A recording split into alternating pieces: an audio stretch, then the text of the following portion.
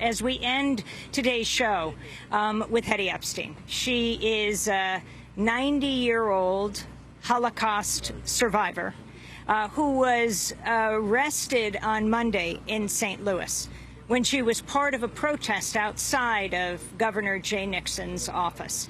Hetty Epstein is co-founder of the St. Louis Palestine Solidarity Committee and St. Louis branch of Jewish Voice for Peace. In 2011, she was part of the Gaza Freedom Flotilla and was a passenger on the U.S. flagged ship, the Audacity of Hope. Over the years, she's made many solidarity trips to the West Bank.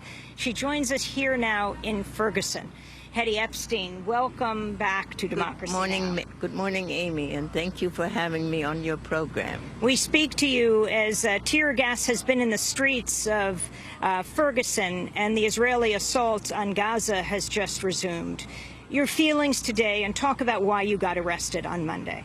On Monday, several of us gathered downtown, and then we marched to the Wainwright building where the office of Governor Nixon is, and we wanted to speak to him and ask him to de-escalate the violence that's going on in Ferguson. And there were police and security people in front of the building, and they would not let us in. There is a large plaza in front of the building, and so we congregated there. There were some people speaking about their experiences. And at one point, the police lieutenant informed us that the governor is not there. I just learned that he was at the fair, and that his staff is not there, and asked us to disperse. And when we didn't within seconds almost, the police arrested those of us who refused to disperse. There were 9 of us. I was one of them.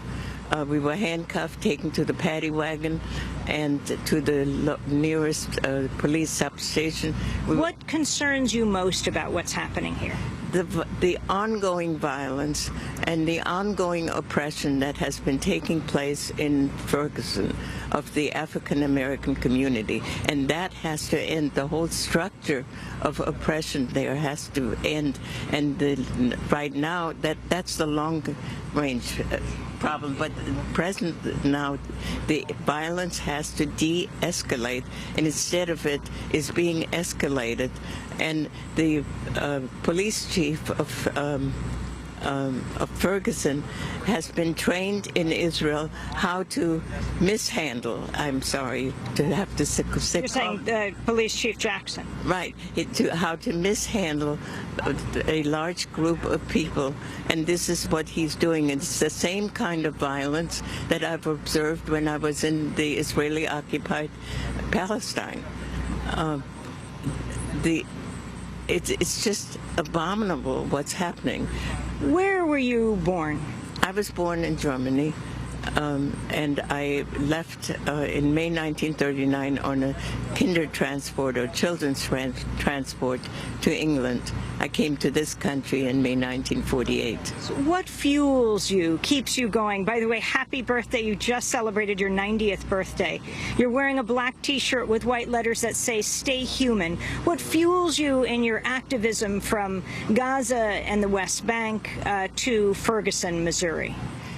I know what it feels like to be discriminated against, to be oppressed, and I can't stand idly by when I see there are problems. I can't solve every problem. I probably can't solve any problem, but I have to do whatever it is possible for me to do. I just cannot stand idly by, because if I did, and anyone that stands idly by becomes complicit in what is going on.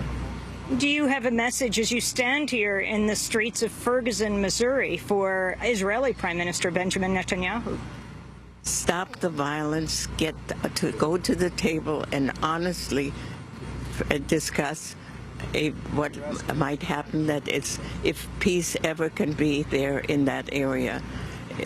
That violence there has to end. I mean, it's terrible what's been going on there, not just now, but it's been an ongoing thing, and Netanyahu has no intention, really, He talks about peace, but he doesn't really want peace. And a message for your own president here, President Obama, who's been dealing both with Ferguson, Missouri, and what's happened in Israel and Palestine. I know he's on vacation right now, but come here to Ferguson. Show your face. Talk to the people here.